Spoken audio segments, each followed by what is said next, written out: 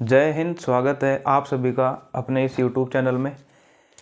आज हम कक्षा 10 गणित जिसका एक चैप्टर है व्रत, और ये है एक्सरसाइज 10। और एक्सरसाइज 10 के हम देखेंगे व्रत से संबंधित जानकारी। यहाँ पर देखेंगे व्रत और स्पर्श रेखाएं। आइए हम शुरू करते हैं। यदि आप चैनल पर नए हैं तो चैनल को सब्सक्राइब जरूर कर लीजिएगा और अपने दोस्तों तक ये वीडियो ज़रूर पहुँचाइएगा। आइए हम शुरू करते हैं।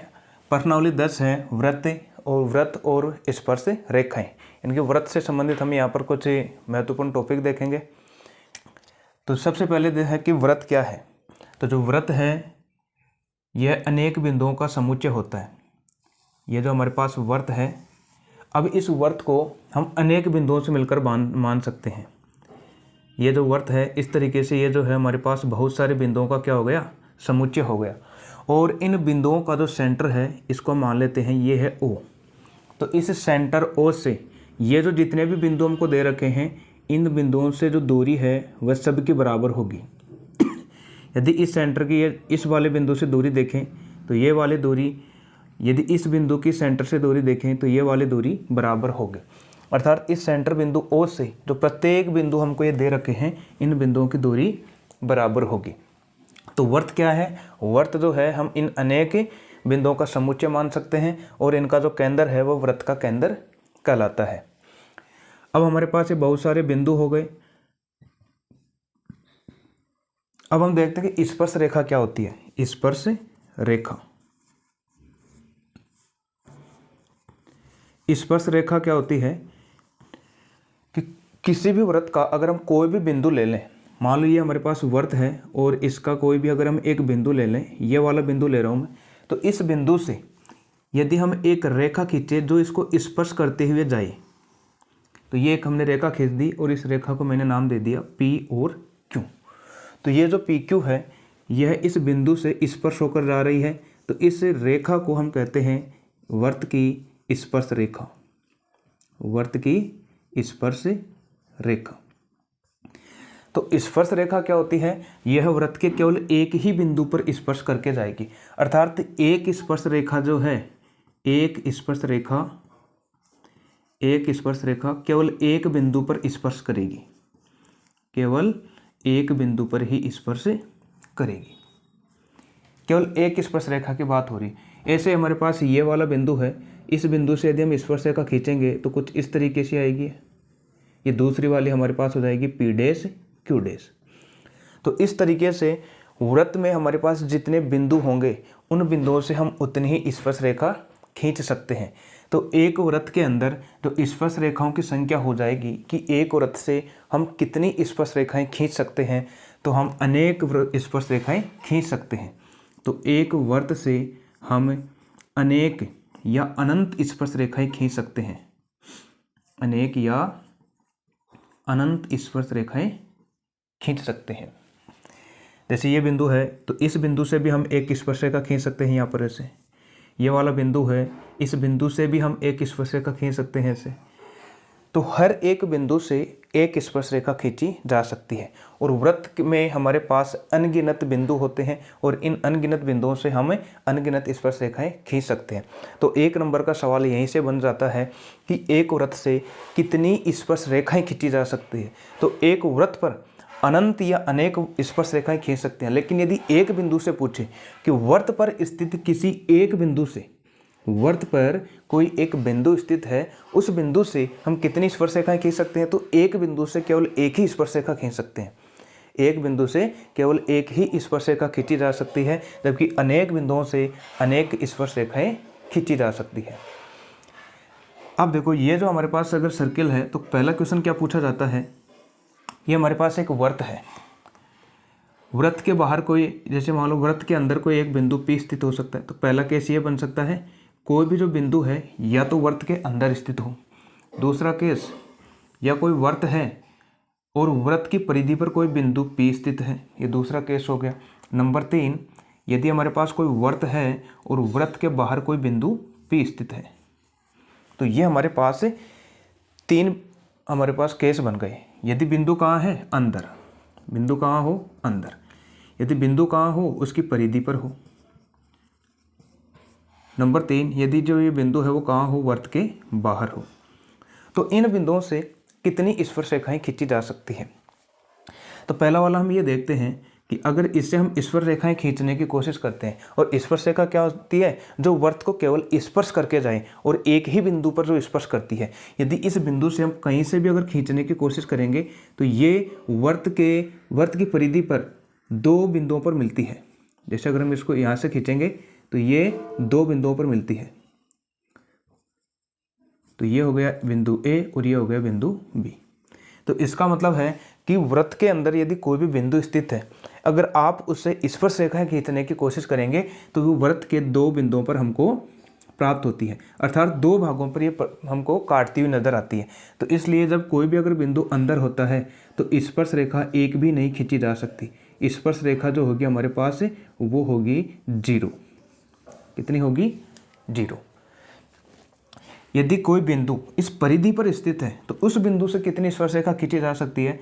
तो यदि ये बिंदु है, हमने मान लिया ये परिधि पर है और इससे केवल एक ही स्पर्श रेखा खींची जा सकती है। ये हो गया P और Q। तो अगर कोई बिंदु परिधि पर स्थित है तब केवल एक स्पर्श रेखा खींची जा सकती है। यदि कोई बिंदु बाहर स्थित है, अब ये जो बिंदु है वो परिधि के बाहर स्थित है, तो ये वृत्त से कितनी स्पर्श रेखा खींच सकते हैं। तो यदि हम इसको मिलाएं, इस बिंदु को इस वृत्त से ऐसे ऊपर भी मिला सकते हैं और इस बिंदु को इस वृत्त से ऐसे नीचे भी हम मिला सकते हैं। तो ये दो बिंदुओं पर हमको मिलती हुई प्रतीत होगी। तो एक बिंदु इस वृत्त पर हमको ये दो बिंदुओं पर मिलती हुई प्रतीत होती है। तो एक तो स्पर्श रेखा ये हो गई और दूसरी वाली स्पर्श रेखा ये हो गई। ये P है, इसको हम A मान लेते हैं और इसको B मान लेते हैं। तो एक स्पर्श रेखा हो गई PA और दूसरी स्पर्श रेखा हो गई PB। यदि कोई बिंदु बाहर स्थित है तो उस बिंदु से हम कितनी स्पर्श रेखाएं खींच सकते हैं? 2 खींच सकते हैं। तो 1 नंबर का क्वेश्चन यहाँ से बनता है, एग्जाम के अंदर जरूर पूछा जाता है कि यदि कोई बिंदु, पहला कंडीशन है यदि कोई बिंदु वर्त के अंदर स्थित है तब कितनी स्पर्श रेखाएं खींच सकते हैं। तब एक भी नहीं खींच सकते, अर्थात 0, क्योंकि ये स्पर्श रेखा नहीं है। और जो अगर कोई भी रेखा वृत्त को ऐसे दो बिंदुओं पर काट दे तो उस रेखा को हम छेदक रेखा कहते हैं। उस रेखा को हम क्या कहते हैं? छेदक रेखा। मतलब छेद कर चली गई, ये दो बिंदुओं पर छेद करती है, इसलिए इस रेखा को हम क्या नाम दे देते हैं? छेदक रेखा। दो बिंदुओं पर काटते ही छेदक रेखा। और कोई भी वह हमारे पास रेखा जो वर्त को केवल एक बिंदु पर स्पर्श करती है वह क्या कहलाती है? स्पर्श रेखा। स्पर्श रेखा। और बाहर जो है हमारे पास, बाहर वाले बिंदु से हम कितनी स्पर्श रेखाएं खींच सकते हैं? 2 खींच सकते हैं। 2 यहाँ पर हम स्पर्श रेखाएं खींच सकते हैं। तो आशा करता हूँ कि तीनों वाले क्वेश्चन आपको क्लियर हो गए होंगे। जब बिंदु अंदर होता है तब एक भी स्पर्श रेखा नहीं खींच सकते। जब बिंदु ये जो है हमारे पास वर्त की परिधि पर स्थित होता है तब केवल एक ही स्पर्श रेखा खींच सकते हैं। और जब बिंदु बाहर स्थित होता है तब उस बिंदु से वर्त पर हम 2 स्पर्श रेखाएं खींच सकते हैं। और एक वर्त पर अगर हमारे पास अनेक यहाँ पर बिंदु हैं तो अनेक बिंदुओं से अनेक स्पर्श रेखाएं हम खींच सकते हैं। तो वृत्त को जो 2 भागों में विभाजित करती है रेखा उसको हम छेदक रेखा कहते हैं। जो स्पर्श करके जाती है एक ही बिंदु पर उसे हम स्पर्श रेखा कहते हैं। जो अगर ऐसी रेखा जो इसको ना तो विभाजित कर रही है और ना इसको स्पर्श कर रही है, बाहर मान लो ऐसे जा रही है ये रेखा, इसको हम बोलते हैं अप्रतिच्छेदी रेखा। अप्रतिच्छेदी रेखा। अप्रतिच्छेदी मतलब यह है इसको प्रतिच्छेद नहीं कर रही है, यह रेखा इस वर्त को प्रतिच्छेद नहीं कर रही है। तो आई होप यहाँ तक समझ में आया होगा। तो सबसे पहले हमने क्या देखा था कि वृत्त के एक बिंदु से केवल एक स्पर्श रेखा खींच सकते हैं। नंबर 2, यदि बिंदु अंदर है तो एक भी स्पर्श रेखा नहीं खींच सकते। यदि बिंदु वृत्त की परिधि पर है तो एक स्पर्श रेखा खींच सकते हैं। यदि बिंदु बाहर स्थित है तो हम 2 स्पर्श रेखाएं खींच सकते हैं। तब तक आप यहाँ अगर स्क्रीनशॉट लेना चाहते हैं तो लीजिए, फिर चलते हैं हम नेक्स्ट स्लाइड पर।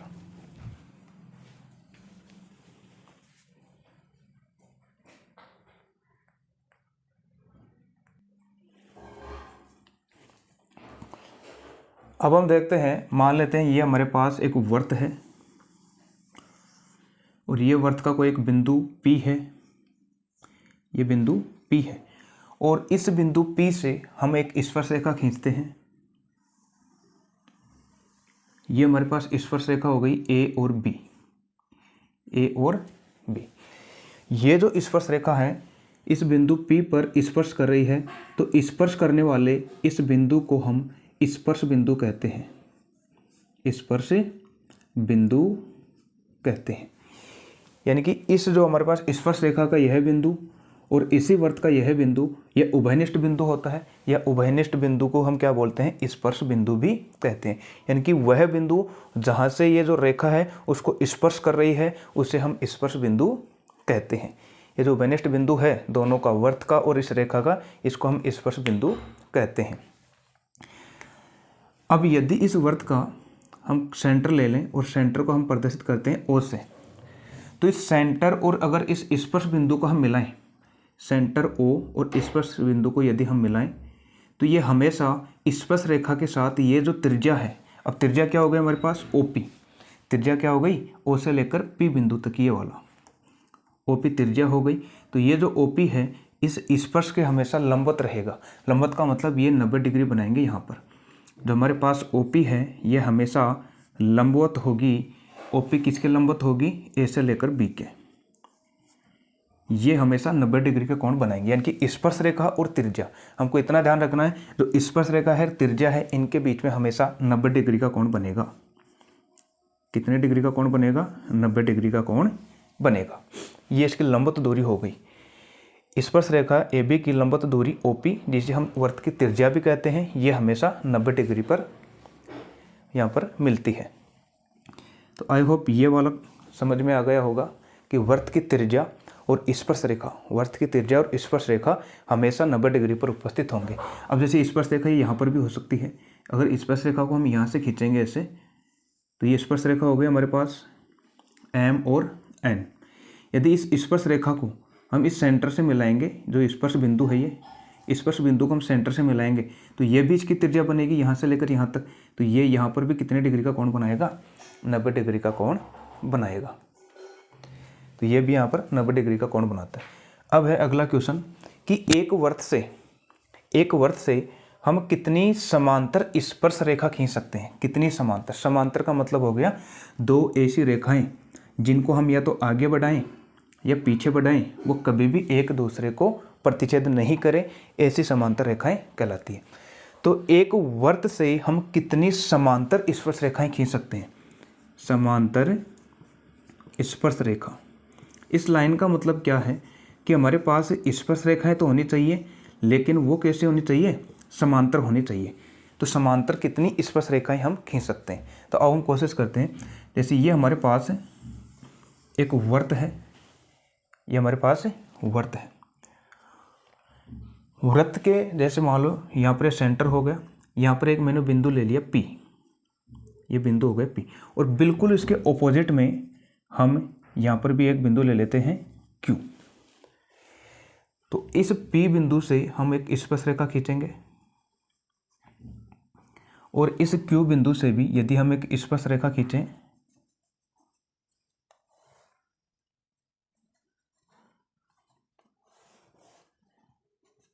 और इस स्पर्श रेखा को हम नाम दे देते हैं, ये है A, B, ये है C और D। तो इस बिंदु P पर ये हमारे पास स्पर्श रेखा क्या हो गई, AB। स्पर्श रेखा कौन सी है, AB। और इस बिंदु Q पर स्पर्श रेखा हो गई CD। स्पर्श रेखा कौन सी हो गई, CD। ये दोनों क्या है, समांतर है। या तो इसको हम ऊपर की ओर बढ़ा दें या नीचे की ओर बढ़ा दें, ये कभी भी एक दूसरे को प्रतिच्छेद नहीं करेगी। ये तो जो दोनों स्पर्श रेखाएं हैं, कैसी रेखाएं हो गई, समांतर स्पर्श रेखाएं। तो ये AB समांतर है CD के। तो हम एक वृत्त से जो इसके सम्मुख बिंदु होते हैं उससे हम कितनी स्पर्श रेखाएं खींच सकते हैं, समांतर, दो खींच सकते हैं।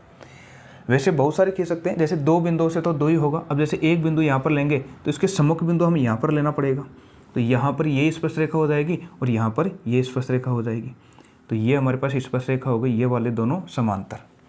ठीक है, आमने सामने के दो बिंदुओं से हम केवल दो समांतर रेखाएं खींच सकते हैं। आमने सामने के केवल दो बिंदुओं से हम कितनी स्पर्श रेखाएं खींच सकते हैं, दो।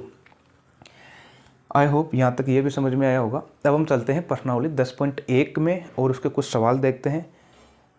तब तक आप अगर इसका स्क्रीनशॉट लेना चाहते हैं तो लीजिए।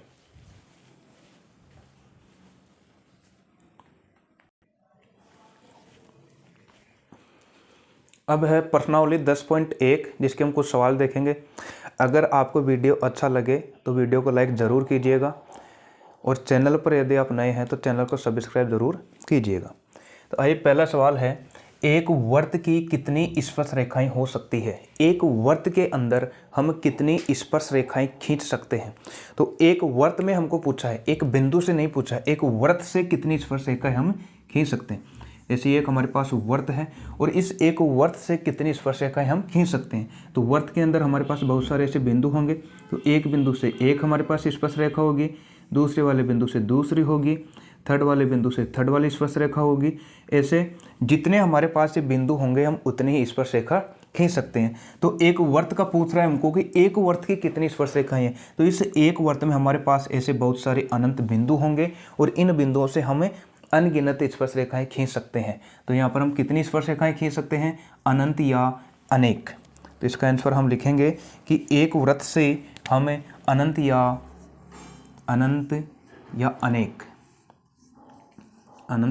अनेक स्पर्श रेखाएं हमें खींच सकते हैं। अगर हमको पूछा जाता है कि एक वर्त पर स्थित किसी एक बिंदु से कितनी स्पर्श रेखाएं हो सकती है, वर्त पर स्थित किसी एक बिंदु से, तो एक बिंदु से केवल हम एक ही स्पर्श रेखा खींच सकते हैं। अगर एक बिंदु से हमको पूछा जाए, अगर पूरे वर्त से पूछा जाता है तो हम बताएंगे अनंत या अनेक स्पर्श रेखाएं खींच सकते हैं। इसी तरीके से क्वेश्चन नंबर 2 है, दूसरे में है, रिक्त स्थान की पूर्ति कीजिए। रिक्त स्थान में हमको बताना है किसी वर्त की स्पर्श रेखा उसे रिक्त स्थान बिंदुओं पर प्रतिच्छेद करती है। यानी जो किसी एक वृत्त की जो स्पर्श रेखा है वह उसके कितने बिंदुओं पर प्रतिच्छेद करती है, ये हमको पूछा गया। मान लेते हैं हमारे पास एक वर्त है और वर्त का ये कोई एक बिंदु है और ये जो बिंदु है, इस बिंदु से हम एक स्पर्श रेखा खींच रहे हैं P और Q। तो ये जो एक स्पर्श रेखा है PQ, ये स्पर्श रेखा उसे कितने बिंदुओं पर प्रतिच्छेद करती है? तो एक स्पर्श रेखा केवल एक ही बिंदु पर प्रतिच्छेद करती है। तो इसमें क्या आ जाएगा, किसी वर्त की स्पर्श रेखा उसे केवल एक ही बिंदुओं पर प्रतिच्छेद करती है, तो इसमें आ जाएगा 1। इसमें क्या आ जाएगा? 1 आ जाएगा।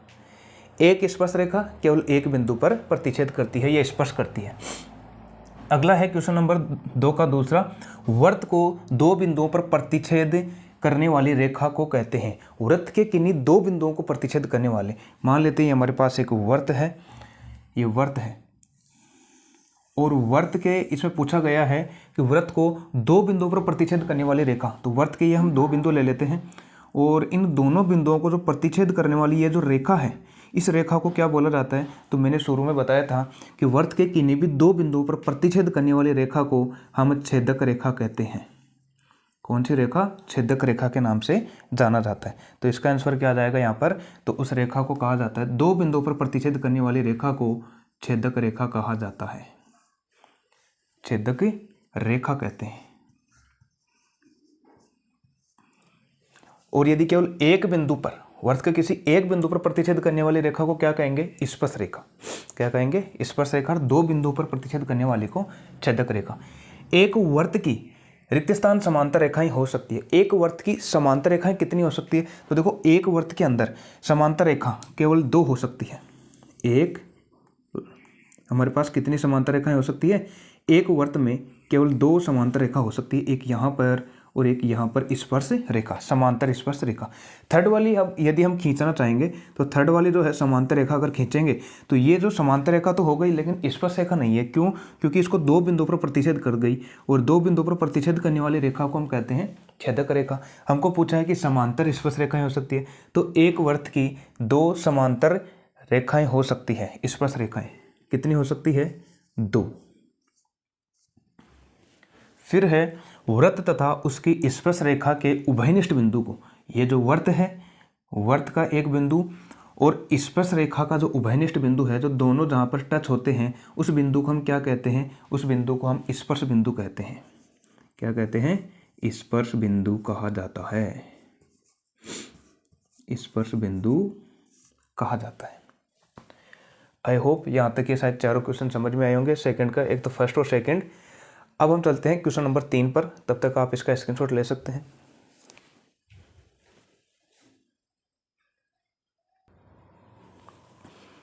जी ये जो क्वेश्चन नंबर 2 है, इसका जो थर्ड सवाल था, एक वृत्त की 2 समांतर स्पर्श रेखाएं हो सकती है। यहाँ पर स्पर्श शब्द रह गया था जो कि अब यहाँ पर हमने लिख दिए। अब हम चलते हैं क्वेश्चन नंबर 3 पर।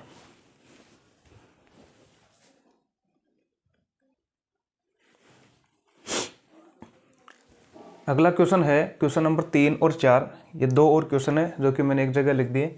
क्वेश्चन नंबर 3 है 5 सेंटीमीटर त्रिज्या वाले एक वृत्त के बिंदु P पर, हमारे पास 5 सेंटीमीटर त्रिज्या का एक वृत्त है और वृत्त पर कोई बिंदु P है और P पर स्पर्श रेखा PQ है और केंद्र O से जाने वाली एक रेखा से बिंदु Q इस प्रकार मिलती है कि OP बराबर 12 सेंटीमीटर है।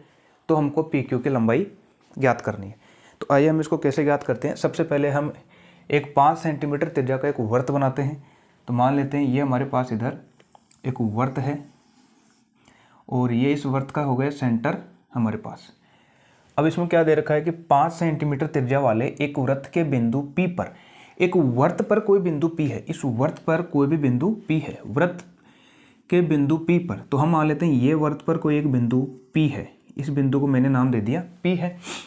P पर स्पर्श रेखा PQ, अब इस P से एक स्पर्श रेखा जा रही है Q, PQ केंद्र O से, तो एक स्पर्श रेखा मान लेते हैं, ये एक स्पर्श रेखा है और इस बिंदु को मैंने मान लिया है Q है। वृत्त पर किसी बिंदु P से एक स्पर्श रेखा मैंने मान लिया और वो स्पर्श रेखा हो गई PQ हो गई। फिर है PQ केंद्र O से जाने वाली, अब इसका जो केंद्र है ये O दे रखा है, तो चलो ठीक है हम भी इसको O दे देते हैं। तो केंद्र O से जाने वाली एक रेखा से बिंदु Q पर, O से जाने वाली रेखा और Q पर, O से जाने वाली रेखा बिंदु Q पर, O से हमारे पास बिंदु Q पर इस प्रकार मिलती है। एक O से रेखा जा रही है और वो Q से इस प्रकार मिलती है, ये हमको दे रखा है। Q पर इस प्रकार मिलती है कि OP बराबर 12 सेंटीमीटर है। अब ये OP हमको 12 सेंटीमीटर दे रखा है, तो यहाँ पर OP नहीं आएगा।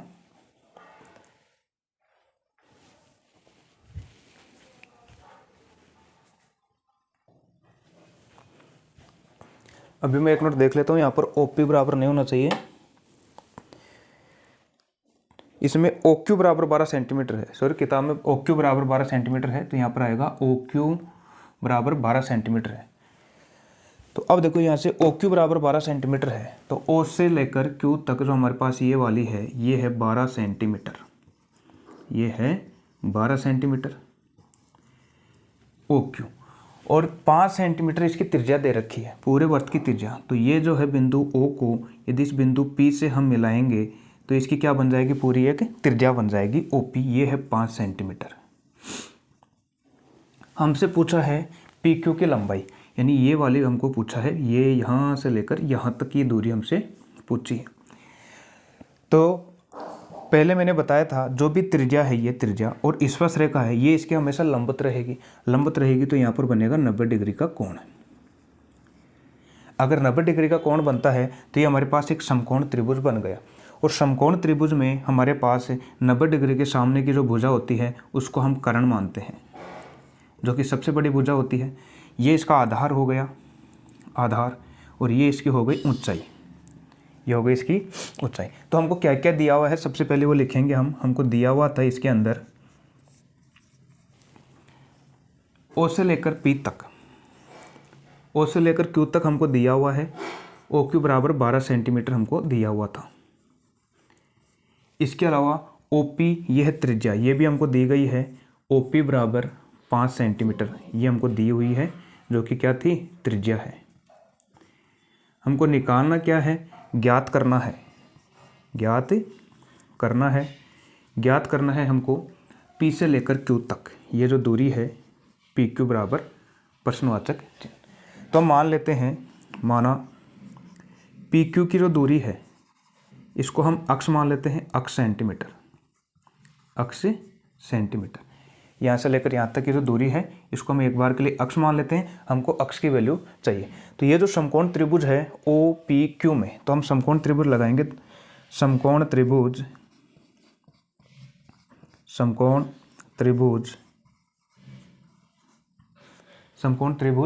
OPQ में, तो हमको पता है कर्ण स्क्वायर बराबर आधार स्क्वायर प्लस लंब स्क्वायर होता है पाइथागोरस प्रमेय से। पाइथागोरस प्रमेय लगाएंगे यहाँ पर, तो पाइथागोरस प्रमेय, तो पाइथागोरस प्रमेय ये त्रिकोणमितीय एक्सरसाइज में भी आया था।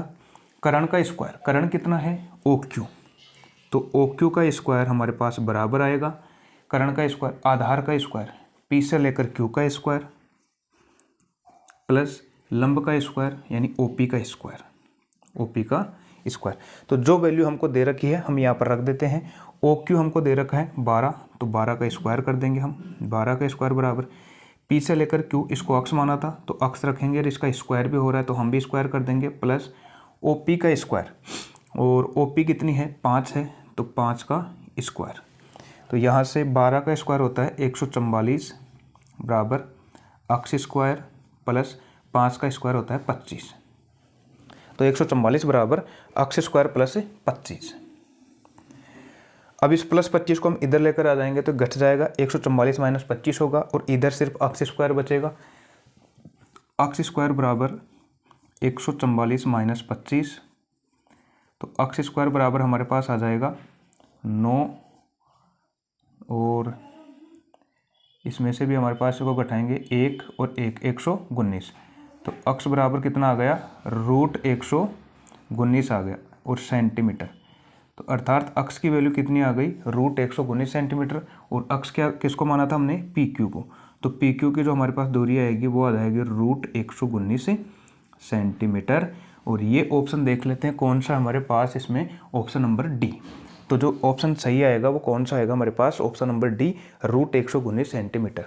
तो हमने क्या किया था, इसमें हमको जो भी दे रखा था देखो 5 सेंटीमीटर त्रिज्या, इस पूरे वर्त की त्रिज्या हमको 5 सेंटीमीटर दे रखी थी, और बिंदु वृत्त के बिंदु पी पर, वर्त पर कोई बिंदु पी था तो मैंने यहाँ पर एक बिंदु पी मान लिया, और पी पर स्पर्श रेखा पी क्यू है, इस पर एक स्पर्श रेखा पी से लेकर क्यू तक है, तो मैंने आगे एक और रेखा यहाँ पर लाइन खींच दी, तो स्पर्श रेखा कितनी हो गई पी क्यू। अब इसमें ये दे रखा है केंद्र ओ से जाने वाली एक रेखा से, अब केंद्र ओ से कोई एक रेखा जा रही है और ये बिंदु क्यू पर इस प्रकार मिलती है, ये ओ से जाने वाली रेखा है इस क्यू पर मिल रही है, तो ओ से जो जाने वाली रेखा इस क्यू पर मिलती है, और ओ क्यू बराबर 12 सेंटीमीटर, ये जो मिलने वाली रेखा हमको किताब में दे रखी है 12 सेंटीमीटर है, इसकी त्रिज्या हमको दे रखी थी 5 सेंटीमीटर, और ये हमको निकालना है पी क्यू की लंबाई ज्ञात कीजिए। और यहाँ पर 90 डिग्री का कोण बनेगा, तो हमने हम इससे पूरे त्रिभुज ओ पी क्यू में पाइथागोरस प्रमेय लगा दी। पाइथागोरस प्रमेय होती है कर्ण स्क्वायर बराबर आधार स्क्वायर प्लस लंब स्क्वायर से, जो अगर इसका वैल्यू रखेंगे तो हमारे पास पी क्यू बराबर आ जाएगा √119 सेंटीमीटर। अगर यहाँ तक क्लियर है तब आप इस क्वेश्चन का स्क्रीनशॉट लीजिए। फिर चलते हैं एक लास्ट क्वेश्चन पर और।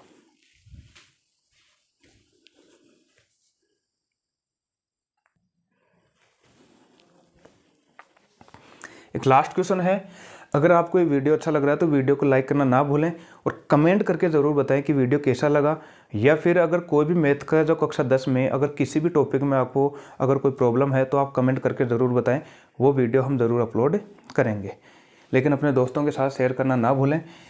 अगला क्वेश्चन है, एक वर्त खींचिए, एक वर्त खींचना है और एक दी गई रेखा के समांतर, अब ये कोई रेखा दी गई है, अब उसके समांतर हमको खींचनी है, 2 ऐसी रेखाएं खींचनी है, उसी के हमको समांतर 2 रेखाएं खींचनी है, जो उनमें से एक स्पर्श रेखा हो, उनमें से एक तो स्पर्श रेखा होनी चाहिए वर्त की, और दूसरी छेदक रेखा हो, और दूसरी वर्त की क्या होनी चाहिए छेदक रेखा। अर्थात एक क्वेश्चन क्या कहना चाह रहा है, देखो एक हमारे पास वर्त है, एक हमारे पास क्या है ये वर्त, ये वर्त है, और इसमें यह कह रहा है कि एक हमारे पास एक वर्त खींचिए और एक दी गई रेखा के समांतर। अब एक कोई रेखा और खींचनी है बाहर, किधर भी खींच सकते हैं हम, जैसे मान लो मैंने यहाँ पर इधर एक रेखा खींच दी और ये रेखा है एक ए और बी, ये रेखा क्या है ए बी है। अब इसके समांतर दी गई रेखा के समांतर, ये जो दी गई रेखा है इसके समांतर 2 ऐसी रेखाएं खींचनी है, 2 और रेखाएं खींचनी है कि उनमें से एक स्पर्श रेखा होनी चाहिए। तो इसके समांतर एक स्पर्श रेखा, तो इस वाले बिंदु पर खींचेंगे तो इसमें स्पर्श ये और ये हमारे पास आ जाएगी इसकी एक समांतर रेखा, इसी के समांतर स्पर्श रेखा आ जाएगी और इसको नाम दे देते हैं पी और क्यू। तो ए बी के समांतर हमारे पास क्या आ गई पी क्यू, दी गई रेखा ये थी ए बी, इसके समांतर हमने एक इस वर्त पर स्पर्श रेखा क्या खींच दी पी क्यू, जो कि इस ए बी रेखा के क्या है समांतर है। दूसरी एक और खींचनी है, एक छेदक रेखा भी होनी चाहिए, तो इसी के जस्ट समांतर हमको एक छेदक रेखा और खींचनी है। तो छेदक रेखा हम इस तरीके से खींच देंगे इन 2 बिंदुओं पर, इसको हम नाम दे देते हैं एम और ये एन। तो ये हो गई एक छेदक रेखा और इसके समांतर। तो दी गई रेखा के समांतर दो रेखाएं कौन कौन सी हो गई, ये तो एक तो पी क्यू हो गई स्पर्श रेखा, इसके नाम भी लिखने हैं, पी क्यू बराबर स्पर्श रेखा, एम एन बराबर छेदक रेखा और ए बी बराबर जो कि हमको दी गई है रेखा समांतर रेखा। तो इस तरीके से इसका ये हमको डायग्राम बनाना था। 10.1 एक्सरसाइज पूरी। अगले वीडियो में हम देखेंगे प्रश्नावली 10.2 के जितने भी क्वेश्चन हैं, और कमेंट करके ज़रूर बताइएगा कि वीडियो कैसा लगा। मिलते हैं नेक्स्ट वीडियो के अंदर।